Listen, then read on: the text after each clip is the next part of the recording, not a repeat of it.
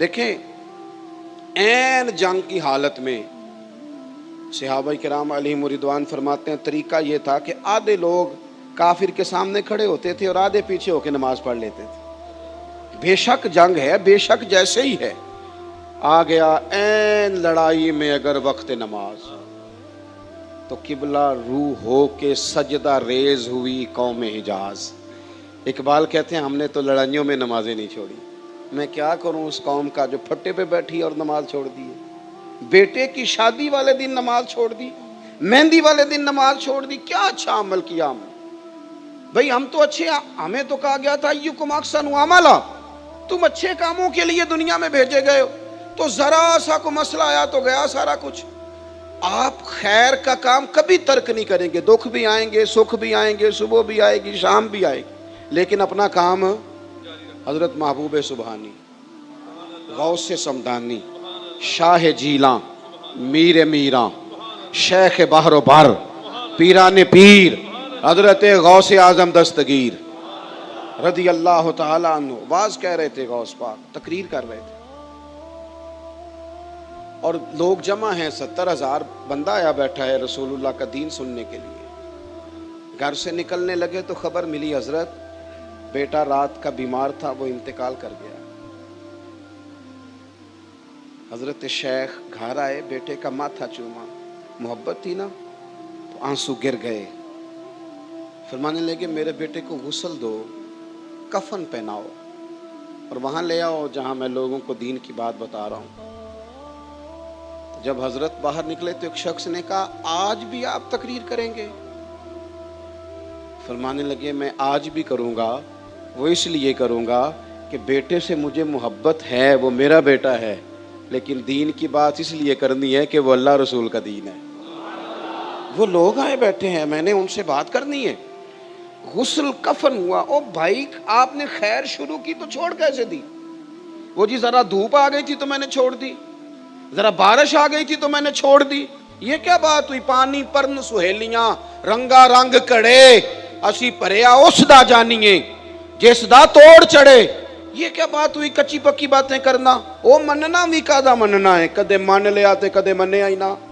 کبھی تھوڑا کر لیا، کبھی رہ گئے. تو سفر کر، روڑے بھی آئیں گے، سپیڈ بریکر بھی آئیں گے. شہزادے کا جنازہ تیار کر کے لوگ لائے جلسہ گاہ میں. لوگ کہتے ہیں اطمینان سے غوث پاک تقریر کر رہے تھے. جب جنازہ آ گیا تھوڑی دیر کو گفتگو رکی، اعلان کرنے لگے تو جملے ٹوٹے، لفظ ذرا تھوڑے سے کانپے. فرمانے لگے میرے بیٹے کا انتقال ہو گیا ہے، آؤ ذرا 4 تکبیروں سے جنازہ پڑھ لیں، پھر لوگ دفن کر دیں گے، اس کے بھائی تدفین کر دیں گے اور میں پھر تمہیں رسول اللہ کا دین پڑھاؤں گا. وہ میرے عزیز کام جب آپ نے کرنا ہے. یہ کیسی بات آ گئی کہ وہ جی ذرا ٹینشن آ گئی تھی؟ وہ تو آتی رہتی ہے، ٹینشن تو نام بدلتی ہے. ویسے بھی دکھاں دے گل ٹلیاں بنو، یہ چپ چپیتے ہی آ جاندے نے. یہ کون سا بتا کے آتے، تو آ جایا کرتے ہیں. تو عزیز دوست اپنی زندگی میں اچھے اعمال شروع کریں، پھر کرتے رہیں. حضرت عمر فاروق رضی اللہ تعالیٰ عنہ کو نا زخم لگ گیا، شہادت کا وقت آیا، عین وقت وصال.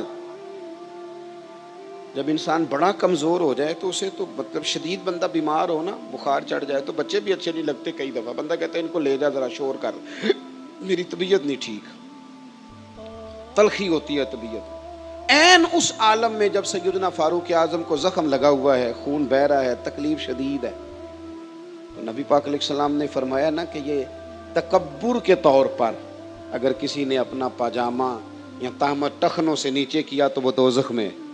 تو ایک نوجوان حضرت عمر کے سامنے سے گزر رہا تھا عین بیماری کے عالم میں. تو سیاستہ میں حدیث موجود ہے، سیدنا عمر اسے دیکھ کے کہنے لگے بیٹا یہ ذرا تہمت تو ٹخنوں سے اونچا کر لو.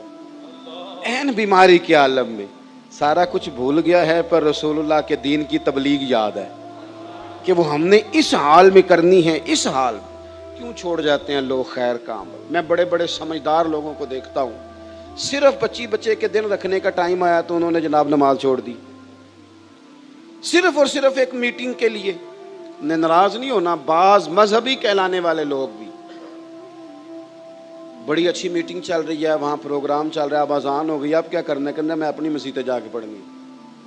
بھئی یہاں پڑھیں، آپ تہمت والی جگہ سے بچیں، احتیاط کریں۔ میرے عزیز، کام نہیں رکنا چاہیے، آپ خیر شروع کریں اور خیر ہمیشہ کرتے ہی رہیں، ڈیوٹی کریں اور پھر ڈیوٹی کرتے ہی رہیں۔ کام تو آخر دم تک وَلَا تَمُوتُنَّ إِلَّا وَأَنْتُمْ مُسْلِمُونَ، مرتے دم تک تم نے مسلمان رہنا ہے، اپنا کام کرنا ہے۔ ہم پہلے تو اپنے کام پر توجہ ہی نہیں کرتے، محنت ہی نہیں کرتے، کوئی منصوبہ کوئی پروگرام ہی ساری زندگی نہیں بناتے، اور اگر کبھی بنا لیتے ہیں تو پھر ذرا سی ہوا گرم آئی نہیں اور ہم گئے نہیں، پھر ذرا سے حالات ادھر ادھر ہوئے نہیں اور ہمارا معاملہ گڑبڑ ہوا نہیں۔ میں نے ایک دوست سے ایک دفعہ پوچھا کہ ملنے کیوں نہیں آتے، بڑی دیر ہو گئی، تو کہنے لگا کہ حضرت صاحب میں کچھ مصروف تھا، فارغ ہوتا ہوں تو آؤں گا۔ میں کہ نہ ہی اسی کو ویلے آ کے تو ویلا ہوے گا تے آئے گا، ہمیں فارغ بندہ ملنے آئے، سانو تے ٹائم کٹ کے ملنا نا، دوستی دا پتہ لگے۔ یہ کیا بات ہوئی، کوئی کام نہیں تھا تو چلو مولوی صاحب نے مل آئیے، اس کا کیا مطلب ہوا؟ بھئی آپ مصروف تو انسان ساری زندگی رہے گا۔ اب وہ کہے کہ میں جناب فل فارغ ہو جاؤں گا، تو بہت سارے ہمارے دوست ایسے ہیں جنہوں نے نیک تب ہونا ہے جب انہوں نے فل فارغ ہو جانا ہے، تو فل فارغ تو مرنے کے بعد ہوں گے، تو پھر نماز تب شروع کریں گے، سچ بولنا تب شروع کریں گے۔ فراغت کہاں ہوتی ہے زندگی میں؟ یہ کہاں فراغت ہوتی ہے؟ یہ تو چلتا رہتا ہے کام۔ بہت ساری ذمہ داریاں ہمارا خیال ہوتا ہے کہ ہم نے ختم کر لی، لیکن وہ تو ڈبل ہو جاتی ہیں، وہ تو ڈیوٹیاں بڑھ جاتی ہیں۔ خیر کٹھی کرتے رہیں، کام کرتے رہیں، ڈیوٹی کر۔ ہم نے اپنے بزرگوں کو دیکھا، ان کا طریقہ یہ تھا کہ وہ گلیوں میں بھی تبلیغ کرتے، کوئی اور کام نہیں مل رہا تو نظر نیچے جھکی ہوئی ہے، جناب یہ پتہ نہیں کیا مسئلہ ہے، بزرگوں کی نظر کیوں جھکی ہے؟ تو اچانک دیکھا کہ ایک نا صفحہ پڑا ہے، اس پہ کوئی آیت لکھی ہے، کوئی لفظ لکھا ہے، اسے اٹھا لیا، کوئی نہ کوئی خیر ہوتی رہی۔ کچھ نہیں ملا تو کوئی روڑا اٹھا دیا، کوئی کام نہیں ہو سکا تو کسی کو کھڑے کر کے کہہ دیا یار ماشاءاللہ آپ کتنے اچھے ہیں، کتنے دھیمے آدمی ہیں، مسجد آیا کریں نا، آپ نماز پڑھا کریں۔ کچھ نہ کچھ سارا زندگی دن اپنے آپ کو حرکت میں رکھا۔ میں دیکھتا ہوں بڑے بڑے باصلاحیت لوگ زانگ آلود ہو رہے ہیں، کام نہیں کرتے، بحث کرتے ہیں، کچھ عمل نہیں کرتے، گفتگو کرتے ہیں، ٹیبل ٹاک ہے، گفتگو ہے، ابحاث ہیں، باتیں ہیں، سٹوریاں ہیں، جتنی مرضی سن لو، جہاں بیٹھیں گپ شپ ہے۔ اس سے اب اوپر بھی تو اٹھنا ہے نا، کوئی کام بھی تو کرنا ہے نا۔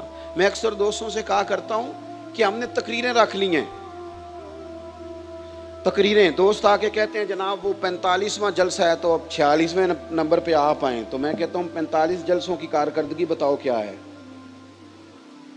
اس سے کتنا انقلاب آیا، اور اگر ان 45 سے نہیں آیا تو میں تو سب سے نکما ہوں، میرے آنے سے کیا آئے گا؟ آپ سب لوگوں کو میری باتوں کی سمجھ آ رہی ہے؟ جلدی سے آپ نے ہاں نہ کرنی آ رہی ہے؟